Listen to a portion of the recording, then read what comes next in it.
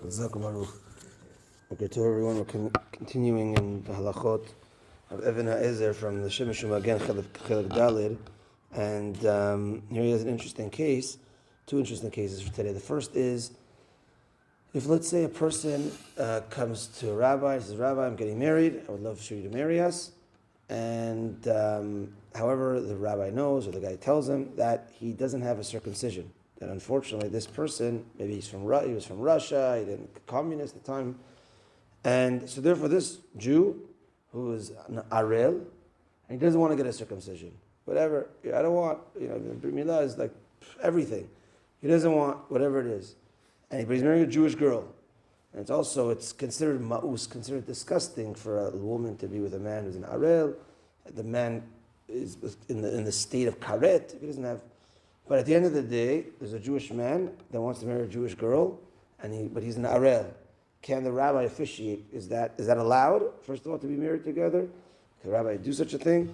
And the answer is that it still works. It doesn't bar the arel from marrying he's a Yehudi at the end of the day, and it's still again like disgusting for the lady to be with a man who's an arel, and the guy's in a state of karet, but they are allowed to get married.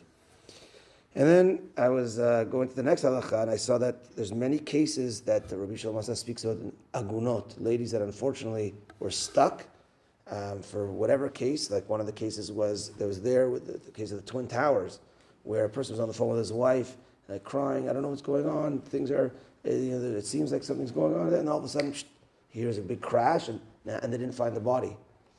So they went to Rav Ovadia Yosef, and Rav Ovadia Yosef would pass along a lot of these questions off to Rabbi Shalom. In that case, again, there's no other way where he is for sure under the rubble. So they allowed her to get married. And then I saw a case that has to do with Toronto a little bit. So I'll tell you the story. 25 years ago, it says that the day was about 25 years ago, there was a man living in Israel who unfortunately caused a car crash that killed, it sounds like, people, and it seems like he didn't do it on purpose, but he was negligent, and he would have faced jail time for his negligence, whatever the case was. And because he knew he was at fault, he fled right away, and he flew to the United States. When he got to the United States, he met a girl, a Jewish girl, and he got married to her. And she was pregnant from him, and then the cops got him in the States and extradited him to Israel. He's extradited to Israel, and he's now sitting in jail. Sitting in jail for a couple of years, and the wife, is still loyal to the husband and going to visit him and visit him and visit him. She was always living in the States, though, always good to go visit him. And then he finally got out of jail. Now he wanted to reunite with his wife. For some reason, the wife couldn't relocate to Israel, and he couldn't live in the States, because he was extradited from there. He couldn't come to the States legally. So he says, don't worry. He flies to Toronto. Of course, Canada accepts, whoever. Comes to Canada, and she's in New York. And he says, don't worry. I'm going to swim across Niagara Falls, the river, and I'll meet you. I'll be in the States. I'm going to come. And she said, no, it's dangerous. You don't know, the waters could lead to right there. He said, don't worry. I'm going to go. I'm going to this. She's dissuading him. And all the time he's like, no. And again, he always shows his love. But there's no other reason for anything else.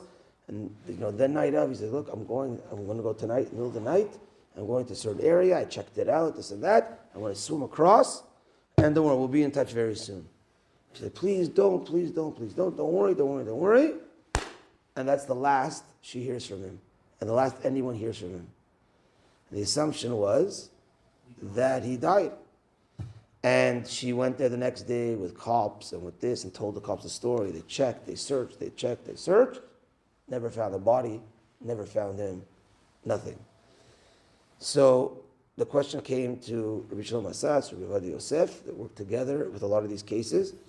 As he writes down the case, and he writes his psak, and he says, I sent this to Rabbi Ovadia Yosef, and he agrees, and Rabbi Ovadia Yosef, he writes what Rabbi Ovadia Yosef wrote, or sometimes it's the opposite in his book, where it went to Rabbi Ovadia Yosef first, and then Rabbi Ovadia Yosef passes on to Rabbi Shalom Asas. And when looking into the case, there was no reason to say that he left her or wanted to vanish. Because anyways, he could have done so because he was, so many reasons why he could have done so. And it's a situation, it's called Maim She'en Lahem Sof, a water that doesn't have an end. Meaning, let's say he went to the lake and never came back, so a lake is closed. Okay, so you have big lakes like Lake Ontario could be considered too big to be considered a closed lake, but a closed lake where you could check the area, so that we have to really get to the bottom of it. But here it's considered they considered it Maim She'en Lahem Sof, that it's water that has no end, where because I guess of the rushing water, the passing water, we can't find, it's impossible. So with that reason, and the truth is there was another reason there, that the wedding between them, they checked that it was not kosher edim. So anyways, on that merit, it could have undone the wedding, but they said even on this merit as well, it got this lady out of Aguna, and they allowed her to marry again. So the case that happened here in Toronto, 25 years, a very interesting story. Okay, we're going to continue tomorrow, B'ezrat Hashem, with halachot of wedding, etc. A few cases he has there. And that's that for today. Mincha tonight at 4:30, and B'ezrat Hashem Haftarah Shur tonight at 8:30. B'ezrat Hashem. Have a good day, everyone.